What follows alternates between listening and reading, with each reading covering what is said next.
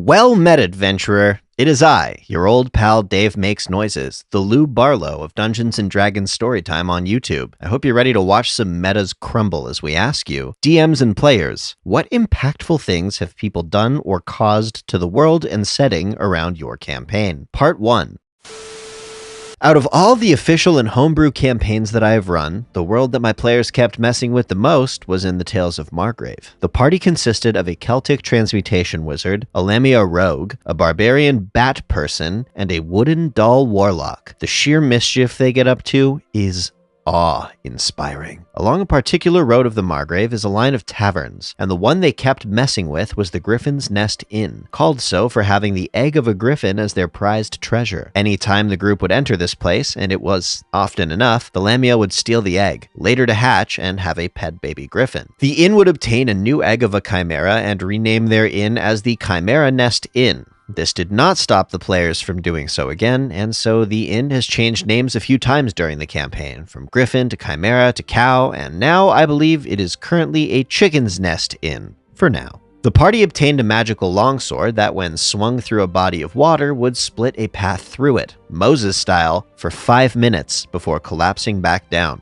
Also worth noting that the Margrave has many of these rivers and channels throughout its entire land. The players have used this blade to make quick passage, and in the process of halting the water's flow, have accidentally caused numerous floodings, which have taken out a few encampments and saved a forest a little from a fire. Past this, but they ensured a growing empire of kobolds to thrive, to be potentially the most powerful political body in these lands, avoided the main city of the campaign entirely because of ticking off a local celebrity, and having a growing menagerie of creatures from a sentient violet to a T-Rex. Now that my experiences are laid out for all to see, what have players done in or to your world around your campaign? If they blew it up, then I want to know.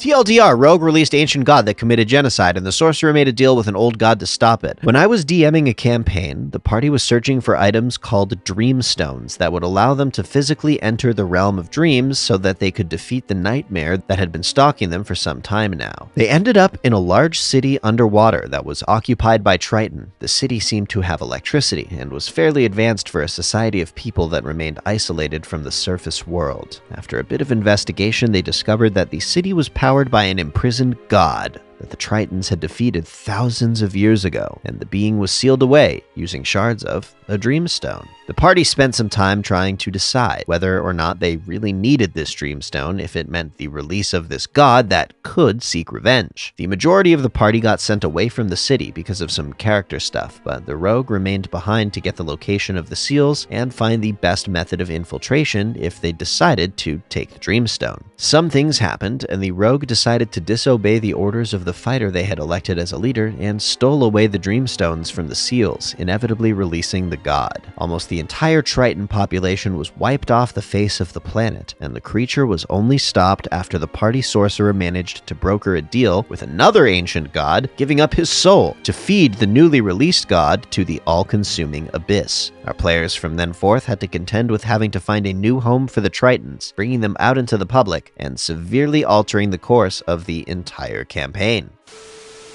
TLDR, we killed an ancient angel that an imperialistic nation had been using as their nuke button and caused eternal night in a desert. In our campaign, each of the PCs are inheritors of abilities that had been perfected by unique individuals. They had all specialized in something to the point of being the best living entity at that thing. In fact, the gods are a very new thing, and we're put in place to control those individuals. Normally, the abilities get passed down throughout the bloodline of the original wielder, but if the bloodline stops, then it finds the most similar person it can to be given the powers. Since we had inherited the abilities, they were still rather weak and needed to be strengthened by visiting the tombs of previous inheritors. We had stopped by one of the tombs, but the surrounding area had been occupied by the imperialistic nation that we had been at war with. The tomb had also been locked, and the only one who could unlock it was currently in a prison, being beaten. There were a lot of shenanigans that involved our bard having dinner with the local inquisitor, but we eventually got the man out. Unluckily for us, the bard had given some information that didn't seem to fit with what the inquisitor knew. She sent a sending to her boss and revealed us as fakes while sicking the prison staff on us. Luckily, we had managed to escape, despite the bard nearly going down, and were about to make it into the surrounding desert. Too bad they had different plans, and pressed their nuke button by dropping an angel on our heads. It was a pretty intense fight where we were forced into revealing ourselves as inheritors, but eventually my fighter managed to chuck his sword hard enough to cut off a wing. As the angel kneeled on the sand, their body began to slowly dissolve, and with it, all the light of the surrounding area faded as well. The locals seem happy about it currently, considering we also just killed a blue dragon for them, but I'm wondering how long that will last. So, basically, my last character's backstory was that he, a Dragonborn, grew up in a farmer Dragonborn village. At this village, there was an ancient basilisk, frozen along with a female monk, who froze them both to save the village. My character grew up listening to the tale of this unnamed monk that saved the village centuries ago, and decided to become a monk as well, as a way of honoring her sacrifice. My DM decided to insert my backstory as a crucial part of the campaign, and made an NPC from my village come to the capital looking for my help, eventually telling me that the giant iceberg containing the basilisk is melting quickly, and they might need me to defend the village. And as a good Dragonborn, I attended his request. Fortunately, the whole party decided to come along. Long story short, both the ancient basilisk and the monk woman came back to life. It managed to kill her right in front of us, but she passed her power to me right before passing away. We defeated the beast, but two of our friends were petrified. One of them still managed to resist half of the effect, but the smaller one couldn't. We went out on a journey searching for a caster strong enough to save our little friend. We found one, took him to the village, and after releasing our rogue from the petrifying effect, our apparent savior turned out to be an evil warlock and killed half of my village, including my character's mother. After crying and screaming over her dead body, I ran away. Now my own people hate me, and my family probably banished me. Crying smiley face. Huzzah, my wholesome horde of honey bunch sugar plums, and thank you for extending the infinite tendrils of cosmic consciousness alive in you in our direction until the very end of the video. Just wanted to remind you to check out our subreddit r/MrRipper if you'd like to share your story, and our Discord server, MrRipper's Group Finder, if you are looking for a group to join.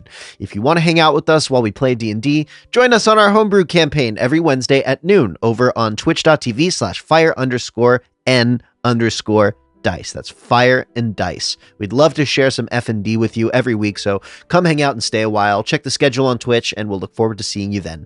If you love the stories, you can join us every Sunday at 2 p.m. Pacific, 5 p.m. Eastern, 10 p.m. GMT at twitch.tv/MrRipperStream.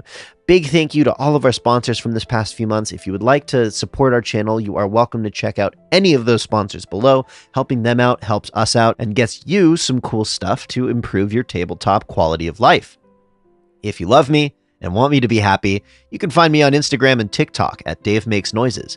And as always, if you've caused drastic changes in the meta of your campaign, feel free to share it in the comments below. I hope you can make some time this week to focus on breathing mindfully for a minute or two. We love you from everyone here under Rip Daddy's roof. Please sub for Nat20s. Thanks again for watching, and we'll see you next time, my beloved Bubala. Mwah.